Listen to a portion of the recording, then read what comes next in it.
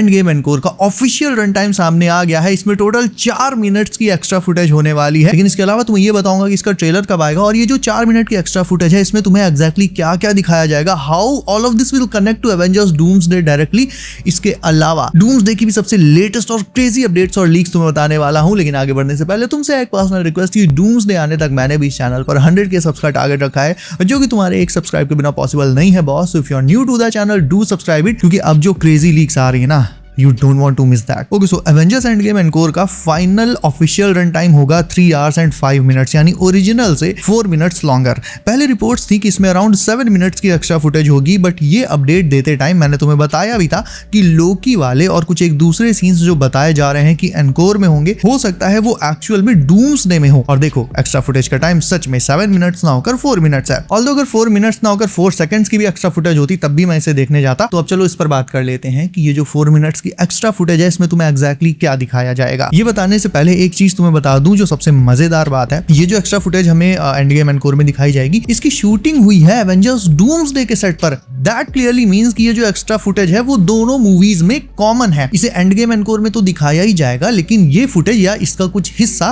वो डूम्सडे में भी होगा। तभी तो भाई ये डूम्सडे के सेट पर शूट करी गई है। और एक बात मैं तुम्हें 1,40,40,605 बार बता चुका हूं कि एवेंजर्स एंड गेम में फाइनल बैटल के बाद टोनी की बॉडी कहां गई। ये मिस्ट्री एटलीस्ट मेरे लिए एंड गेम की सबसे बड़ी मिस्ट्री है कि बैटल के बाद सीधे टोनी का फ्यूनरल सीन दिखा दिया गया, उसका होलोग्राम वाला सीन दिखा दिया गया, लेकिन उसकी बॉडी एक आखिरी बार नहीं दिखाई गई। तो मेरे लिए अभी भी सबसे बड़ा सवाल यही है कि एंड गेम के बाद टोनी स्टार्क की बॉडी आखिर गई कहां। और मुझे यकीन है कि इसी मिस्ट्री में इस सवाल का जवाब भी छिपा हुआ है कि क्यों डॉक्टर डूम टोनी स्टार्क जैसा दिखता है। नाउ एनकोर में जो एक्स्ट्रा फुटेज दिखाई जाएगी वो मोस्ट प्रोबब्ली लोकी और स्टीव की कॉन्वर्सेशन हो सकती है, जिसका एक छोटा सा हिस्सा एंड गेम एनकोर में दिखा दिया जाएगा। लाइक ऐसा कुछ कि जब स्टीव और पैगी साथ में सुकून से रह रहे थे तो लोकी अचानक से वहां पर आ गया और उसने स्टीव को बताया कि उन्होंने जो टाइम ट्रैवल किया एंड गेम में, उससे अल्टरनेट टाइमलाइंस बनी, इनकर्जन्स हुए और दूसरे यूनिवर्सेस पर इसका बुरा असर पड़ा। तो इस कॉन्वर्सेशन का एक छोटा सा हिस्सा हमें दिखाया जा सकता है, लोकी अराइव करते हुए दिखाया जा सकता है, और फिर इसकी जो फुल डिटेल है, फुल सीन, वो फिर हमें एवेंजर्स डूम्सडे में दिखाया जाएगा, जिसमें लोकी स्टीव और उसकी फैमिली को 616 से 828 में ट्रांसफर करेगा। इसके अलावा एनकोर की एक्स्ट्रा फुटेज में ही हमें स्कॉट लैंग टोनी के फ्यूनरल के बाद स्टीव से बात करते हुए भी दिख सकता है, जहां वो स्टीव को बताएगा कि एंड गेम में उन सब ने जो टाइम डकैती करी उससे अल्टरनेट टाइमलाइंस बनी और जिससे मल्टीवर्स को और उनके अपने यूनिवर्स को खतरा हो सकता है। और स्कॉट एंड स्टीव की ये कॉन्वर्सेशन बहुत इंपॉर्टेंट हो जाती है, क्योंकि हमें पता है कि लोकी अब सुधर गया है, लेकिन स्टीव को तो नहीं पता ना। उसकी नजर में लोकी अभी भी न्यूयॉर्क वाला एक मिस्चीवियस विलन है। तो अगर लोकी अचानक से स्टीव और पैगी के पास आ जाता है और ये सारी कहानी बताता है, तो जाहिर सी बात है एट फर्स्ट स्टीव उस पर कतई भरोसा नहीं करेगा। लेकिन क्योंकि स्कॉट लैंग ऑलरेडी स्टीव को ये सारी चीज़ें बता चुका है, एक जनरल आइडिया दे चुका है कि टाइम ट्रैवल की वजह से अल्टरनेट टाइमलाइंस बनती हैं, इनकर्जन्स होते हैं। इस वजह से जब दोबारा यही चीज़ लोकी आकर स्टीव को बताएगा, तब इसी वजह से कि स्कॉट लैंग उसे बता चुका है, इसी वजह से वो लोकी की बातों पर भरोसा कर पाएगा। वरना खुद सोचो भाई, स्टीव जब अपनी फैमिली के साथ सुकून से रह रहा है और उसकी लाइफ का एक पुराना 2012 वाला विलन फिर से वापस आ जाए और कुछ चीज़ें बताने लगे, तो स्टीव अचानक से तो आंख बंद करके भरोसा नहीं कर लेगा ना। और भरोसा करना तो एक अलग बात है, लेकिन वो अपनी फैमिली को एक दूसरे यूनिवर्स में ट्रांसफर करने के लिए क्यों ही राजी होगा। तो आई थिंक स्कॉट और स्टीव की ये कॉन्वर्सेशन भी काफी ज्यादा इंपॉर्टेंट हो जाती है, जो रिपोर्टेडली एंड गेम एनकोर की एक्स्ट्रा फुटेज में से एक होगी। तो ये दोनों सीन्स इनके तो एक्स्ट्रा फुटेज में होने की स्ट्रॉन्ग पॉसिबिलिटी है। इसके अलावा टोनी स्टार्क के पास्ट का भी कोई अनसीन सीन हमें दिखा सकते हैं, लाइक कोई ऐसा सीन दिखा सकते हैं जो अभी तक हमने नहीं देख रखा है। समहाउ वही सीन टोनी और डूम को कनेक्ट करने का एक टीज होगा, या कह लो कि दोनों के कनेक्शन की एक हिंट होगी। और अगर तुम्हें ये लगता है कि डूम्सडे एपिक है, तो wait until Secret Wars. Recently Secret Wars के प्लॉट से जुड़ी हुई बहुत सारी लीक्स और अपडेट्स आई हैं, और तुम्हें बता दूं कि सीक्रेट वॉर्स में बैटल वर्ल्ड में हीरोज एंड विलन्स के जो वेरिएंट्स हैं, ये सैकड़ों में नहीं हजारों की तादाद में होंगे, और प्रॉपर्टी ये सब कुछ हमें स्क्रीन पर देखने मिलेगा। सीक्रेट वॉर्स के फाइनल बैटल का स्केल इतना मैसिव होगा जो मूवीज की पूरी हिस्ट्री में बहुत रेयरली स्क्रीन पर दिखाया गया है। Like Lord of the rings trilogy के फाइनल बैटल की बात करो, उसमें बहुत सारी आर्मीज थी, काफी सारी पार्टीज थी, कोई पार्टी अच्छे लोगों की तरफ थी, कोई पार्टी सौरॉन की तरफ थी। तो कहने का मतलब ये है कि उसमें जो एक मैसिव स्केल देखने को मिला, एक यूनिवर्सल स्केल देखने को मिला था बैटल का, कुछ उसी तरह से वैसा या इवन उससे भी बड़ा जो स्केल है वो हमें सीक्रेट वॉर्स के फाइनल बैटल में देखने को मिलेगा, जहां पर बात सिर्फ अच्छाई और बुराई की नहीं है, बल्कि ये कि क्या करना जरूरी है। क्योंकि तुम ऐसे सोचकर देखो, स्टीव रॉजर्स क्या बोलता है कि हम किसी की जान का सौदा नहीं करते, एक्समैन यहाँ पर क्या कर रहे हैं, उनके यूनिवर्स से जब किसी यूनिवर्स का इंकर्जन होता है तो वो इंकर्जन से पहले ही सामने वाले यूनिवर्स को खत्म कर देते हैं। अब ये बताओ हीरोज ऐसा करेंगे क्या? यानी कहने का मतलब ये है कि इस मूवी में सीधा सीधा इविल वर्सेस गुड वाला सीन नहीं है, बल्कि तुम्हें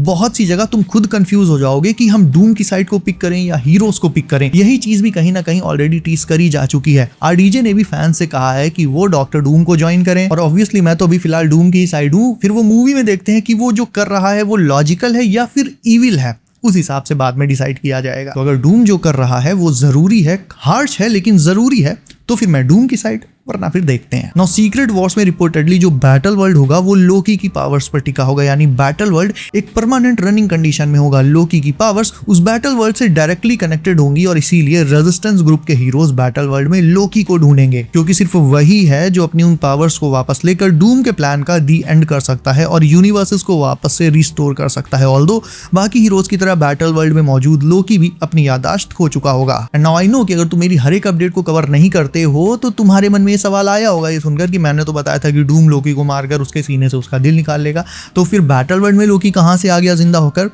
तो भाई देखो, एक बार फिर से जल्दी से बता देता हूं। एंड गेम में, सॉरी इन्फिनिटी वॉर में थानोस ने जिस लोकी को मारा था वो था ओरिजिनल लोकी, ठीक, वो मर गया।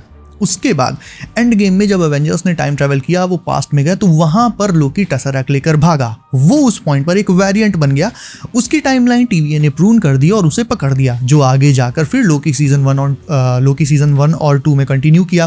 तो ये जो लोकी है, लोकी सीजन 1 और 2 वाला, देखा जाए तो ये एक तरह से वेरिएंट है। ये वो इन्फिनिटी वॉर वाला ओरिजिनल लोकी नहीं जिसे थानोस ने टपका दिया था। तो डूम इस वेरिएंट लोकी को मारेगा, इसका दिल इसके सीने से निकाल लेगा, और थॉर जब इस पॉइंट पर फॉरेस्ट में प्रे कर रहा होगा, ओडिन से हेल्प मांग रहा होगा, तो वैलहला से ओडिन आएगा, वॉरियर्स 3 आएंगे, वो वॉरियर्स जो थॉर के साथ थॉर फर्स्ट एंड सेकंड में लड़ते थे। इसके अलावा हाइमडाल, जेन फॉस्टर यानी लेडी थॉर, ये सब आएंगे। और भाई इन सब के साथ वैलहला से आएगा वो लोकी जिसे थानोस ने इन्फिनिटी वॉर में टपका दिया था, यानी ओजी लोकी। मैं पक्का तो नहीं कह सकता, लेकिन सोच कर देखो, इन सब के साथ अगर थॉर की फैमिली का एक और ओवर पावर्ड मेंबर वहां पर आ जाए तो बैटल का रुख कैसे बदल जाएगा। वैसे तुम समझ रहे हो मैं किसकी बात कर रहा हूँ?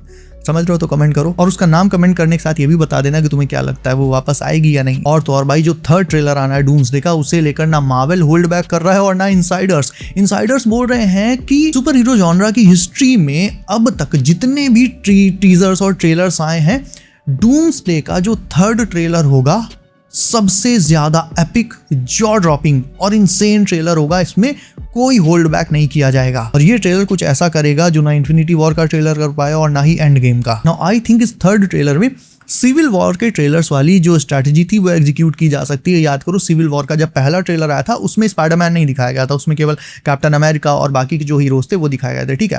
लेकिन उसके बाद जो ट्रेलर आया था उसमें उसके एंड में अचानक से स्पाइडरमैन की 4-5 सेकंड्स की फुटेज थी, और वो ट्रेलर भाई, that thing just broke the internet. आज भी मुझे याद है भाई, लोग कैसे क्रेजी हुए जा रहे थे स्पाइडरमैन को देखकर ट्रेलर में, क्योंकि वो बहुत अनएक्सपेक्टेड था। ठीक इसी तरह से अगर तुम देखो तो डूम्सडे के जो 2 ट्रेलर्स अभी आए हैं उनमें अगर तुम स्टीव रॉजर्स को हटा दो तो और जितने भी हीरोज और कैरेक्टर्स दिखाए गए हैं सबका अनाउंसमेंट शेयर टीजर में हो चुका है, राइट। लेकिन थर्ड ट्रेलर में ऐसे हीरो या हीरोज या विलन और विलन्स दिखाए जा सकते हैं जिनका अभी तक अनाउंसमेंट ही नहीं हुआ है। यानी थर्ड ट्रेलर के एंड में ये मानकर चलना कि कोई ना कोई अनएक्सपेक्टेड कैमियो ट्रेलर में होने ही वाला है, एक मेजर रिवील होने वाला है जिसका अनाउंसमेंट शेयर टीजर में नहीं हुआ।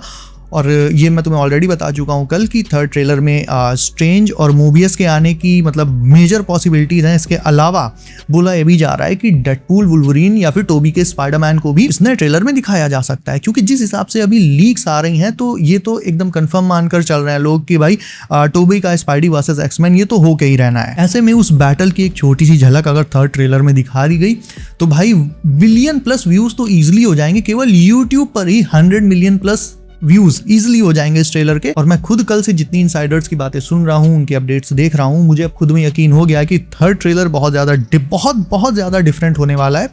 और इसमें कुछ अनएक्सपेक्टेड कैरेक्टर्स को, चाहे वो हीरोज हो या विलन्स हो, उन्हें डेफिनेटली रिवील किया ही जाएगा। So it's going to be insane. Now next video का एक रिव्यू दे देता हूं तुम्हें। नेक्स्ट वीडियो में तुम्हें बताऊंगा कि इस मल्टीवर्सल केओस के बीच जब अर्थ 616 पर अटैक होगा तो उस टाइम विजन कैसे अपने यूनिवर्स को बचाने की प्लानिंग करेगा और सेंट्री वहां पर कैसे अपनी स्ट्रेंथ से इनकर्जन को रोकेगा। और भी बहुत सारी नई लीक्स आ गई हैं, उन पर भी बात करेंगे अगली वीडियो में। सो अब है तुम्हारी बारी वीडियो करने के लायक, तो इसे लाइक करके चैनल कर लो सर। नोटिफिकेशन कॉल पर डालना बिल्कुल मत भूलना ताकि आने वाली क्रेजी लीक्स और अपडेट्स तुमसे कभी भी मिस ना हो। सो बी सेफ गाइस, अपना ख्याल रखिए। आप, मेरा नाम है Himanshu and as always I will see you in next one.